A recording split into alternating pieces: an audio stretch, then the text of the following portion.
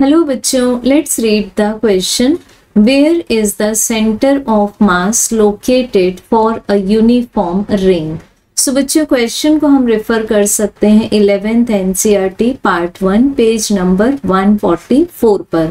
सो हमें पूछा हुआ है कि एक यूनिफॉर्म रिंग, तो रिंग को हम इस तरह से डायग्रामेटिकली सिंपल तरीके से समझ सकते हैं। दिस इज अ रिंग, यहाँ पर रिंग का मास सिचुएटेड है इस तरह से।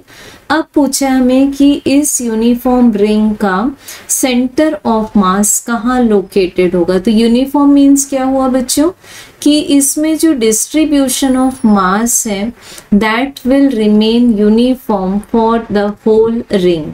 सो इसका जो सेंटर ऑफ मास है वो इसके ज्योमेट्रिकल सेंटर पर होगा। जैसे कि हम एक सर्कल का सेंटर ले लेते हैं which is called to be the geometrical center, and यहाँ से जो वर्टिकल लाइन पास हो रही है इसके सेंटर से, उसके और इस सेंटर पे इंटरसेक्शन पर होगा। तो वर्टिकल लाइन को हम क्या मान सकते हैं, वाई वाई डैश मान सकते हैं। और अगर इस रिंग को हम किसी प्लेन में इस तरह से हॉरिजॉन्टली प्लेस कर दें, then still this axis will remain same. So we can say that correct answer will be option number 1 at the geometrical center and option number 2 outside the material where no mass is present.